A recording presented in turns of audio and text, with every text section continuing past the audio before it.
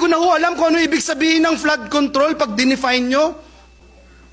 Ginoong Pangulo, tuwing tumitingin po ako sa Manila Bay, laging may kurot ngayon sa aking puso.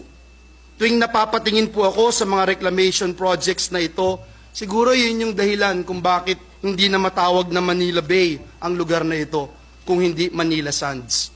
Mr. President, hindi po pwede na sasabihin na lang po natin sa taong bayan, malakas kasi ang ulan.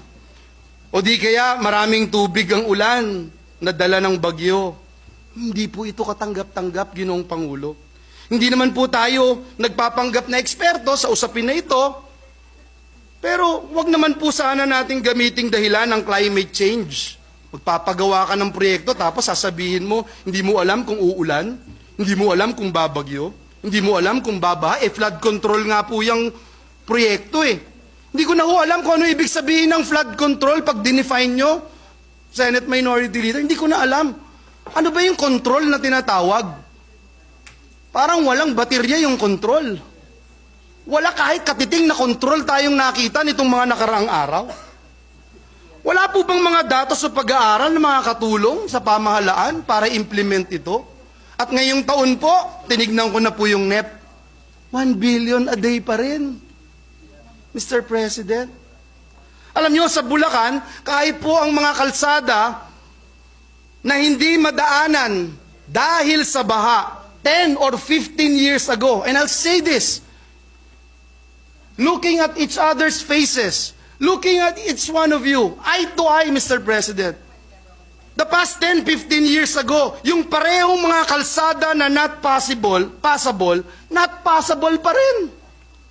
Ewan ko po sa inyong mga lugar, Ginoong Pangulo. Ewan ko po sa lugar ng ating mga kasamahan dito sa Senado. Ang tanong ko lang po, hanggang kailan ba tayo gagawa ng feasibility study?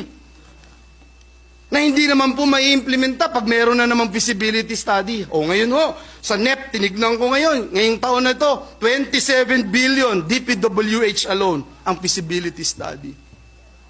Nakikiusap po ako, Ginoong Pangulo. Nakikiusap po ako sa bawat isa na naririto. Sa aking mga kasamahan sa Senado.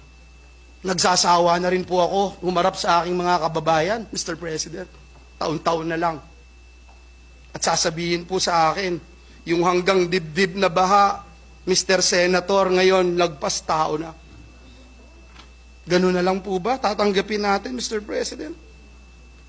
Ayon po sa datos ng PSA, halos 500 billion pesos na ang halaga ng pinsala na dulot ng bagyo at iba pang sakuna sa ating bansa sa loob ng isang dekada. 10 years, Mr. President. Pero pag tinignan niyo po yung gastos natin sa flood management program alone in the past 10 years, Mr. President, it's 1.14 trillion pesos, Mr. President. 1 plus 1, Mr. President. We need a comprehensive plan to address flooding now more than ever before, because even according to study by Climate Central, an independent organization of scientists, major cities in NCR could be submerged in water by 2050. The same study also indicated that our home province, my home province in Bulacan, could suffer the same fate mas mabilis 25 years from now, Mr. President. Nakakabahala po ito. The billions of pesos that we spend for flood control should also go to projects aligned with the Supreme Court mandamus ruling on Manila Bay, which ordered 13 government agencies to clean up, rehabilitate, and preserve Manila Bay and make it fit for swimming. Meron po 2008 mandamus ruling ng Supreme Court. Sabi po doon sa 13 government agencies, mag-clean up kayo, i-rehabilitate, i-preserve ninyo yung Manila Bay, and make it fit for swimming. Paano ka magsuswim kung puro buhangin ang makikita natin ngayon? Hindi ko naintindihan yun, Mr. President. Gusto ko rin pong malaman. Dahil kung pinapapreserve yung Manila Bay, kung sinasabi make it suitable for swimming, the only thing na nakita ko the past so many years is the Dolomite Beach. Nothing more. Dalangin ko rin po, Ginoong Pangulo, na magkaroon tayo ng clear-cut policy on reclamation projects. Nais ko pong magwakas by saying, Mr. President, na nagkasalansan-salansan na, lumaki na ang problema natin. May oil spill na rin po dun sa motor tanker ng Jason Bradley at MT Terra Nova sa Bataan. At least, yung Jason Bradley, diesel lang. Pero yung MT Terra Nova, medyo mabigat po, Mr. President. Pinangangambahan din po na aabot ito dito sa Maynila. Mr. President, distinguished colleagues, hindi na po band-aid solution ang ating kailangan. Hindi po natutuwa yung mga kababayan natin na dinadala natin sila sa evacuation center. Kahit may dala po tayong relief goods, hindi na po sila natutuwa. Di naman po nila gusto yun eh.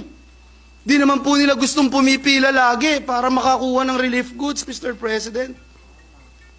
Wala na pong gusto na pumipila para makatanggap ng relief goods. Ang gusto nila, solusyon. Hanggat wala po tayong klaro, Ginoong Pangulo, hanggat wala po tayong klarong solusyon o master plan, mananatili po itong unli baha.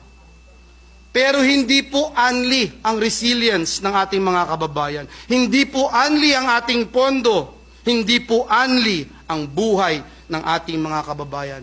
Kaya, Ginoong Pangulo, dalangin ko po sa susunod na mga bagyo, dahil nasa letter C pa lang tayo, karina pa lamang po tayo, ay hindi na unli ang baha at ang pasakit sa sambayan ng Pilipino. Maraming salamat, Ginoong Pangulo, at pagpalain tayong lahat ng ating Panginoong Diyos.